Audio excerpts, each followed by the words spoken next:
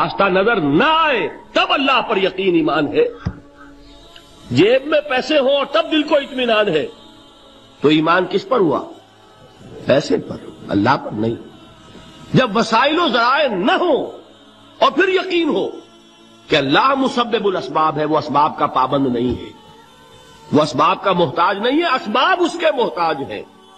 اگر یہ یقین ہے تو اللہ پر ایمان ہے، یہ نہیں ہے تو تمہارا ایمان اسباب پر ہے، وسائل پر ہے، ذرائع پر ہے، مادیات پر ہے، اللہ پر نہیں.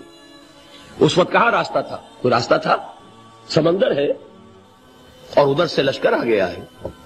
کلا ان معی ربی سیہدین.